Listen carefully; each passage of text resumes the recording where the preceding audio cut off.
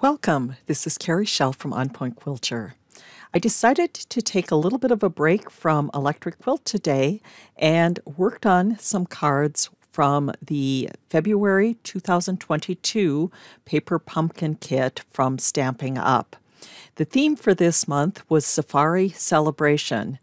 And when I got the kit, I wasn't quite sure what I was going to do with it because there were a lot of sort of what I call kidsy types of things. And I don't need a ton of kidsy cards.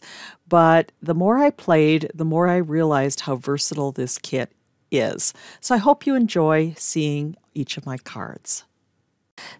This first card used only items from the kit other than the card base of black. This one was a card design from Rachel Tessman, and I did a little bit of a change in that I used a die cut from Tropical Dies for the front, and you can see how the card folds open for a fun fold card. This next card is also a Rachel Tessman design, and it folds flat, but it actually moves up to create this window. And then on the back, there is a way to basically allow it to stand up. And so it's a little hard to see here, but you can see this sort of window come out and the stand come up for a great card. I also decided to do some cards that could be used for baby showers or welcoming a new baby. I used the vellum circle from the kit and colored it with alcohol markers, and then used 91% alcohol and spritzed it, which caused everything to sort of move and blend together. And then I went and dried it and cut out the moon and stars with an old retired punch set. So lots of fun things that I was able to incorporate in this card.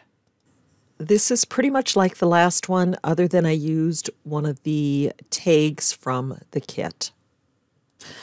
For this next one, I decided to create the shadows by using the pieces that the antelope came in as stencils, and then use sponge daubers to create the shadow, and then added the antelope on top with some dimensionals, and then used a bunch of leftover pieces for the inside of the card. And then I decided to use the third antelope for a card for a baby shower as well. For the background, I used leftover pieces from the kit and then added some of the leaves. And I actually ran out of leaves, so I ended up tracing them in Electric Quilt and then cutting them out in Cricut Design Space. So that gave me some more leaves to work with, and added the monkey and the greeting. For this one, I decided to heat emboss the sentiment using black embossing powder. And then I did find a green ribbon that I had and added that as well. For this one, I used a temporary adhesive and glued some of the leaves right sides down to the card, and then used blending brushes to add the color that goes around all of the leaves. Once that was done, I removed the leaves and I turned one of them over and added it to the front. I did a fair number of sympathy cards, and one thing that I liked to do is for the panel, I will run it through an embossing machine to give it a little bit of texture, and I also found it useful to do the same with the vellum pieces. In this card, I even ran the leaves and the label through the embossing folder after I was through stamping on them. Here's another example of a card where I temporarily glued the back side of the leaves on the card front and used the blending brushes to create the color behind each of the leaves. I used the same technique for this card, and I did actually use the ink to color the edge of the ribbon so it would match a little bit better. This card was inspired by one created by Sherry Stokovich of Sherry's Cards. This is another card idea that I borrowed from Rachel Tessman. And the one fun thing about this one is the inside of the card is actually the envelopes that came in the kit. And I did a second using that same card theme.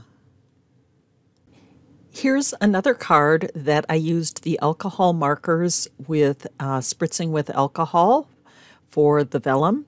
And then it uses one of the tropical layer dies for the leaf.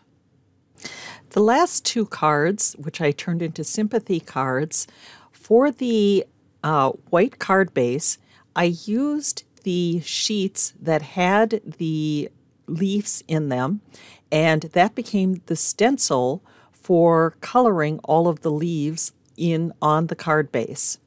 And then you can see where I added a piece of vellum that was embossed, and even on the inside I carried that theme through. If you make any purchases from Stampin Up and use my host code as noted here, the free thank you gift that you will be eligible for is an Inkscape tutorial on adding stitching to shapes. And this is great if you use an electronic cutting system. So all those little things that look like quilting stitches, you're going to learn how to add them to any of your shapes for cards. I hope you enjoyed seeing how I used the Safari Celebration kit. I had a lot of fun figuring out different cards that used the supplies in the kit with a few added pieces. The next kit is Beyond the Horizon. However, you must actually sign up for Paper Pumpkin before March 10th to be eligible to receive this kit.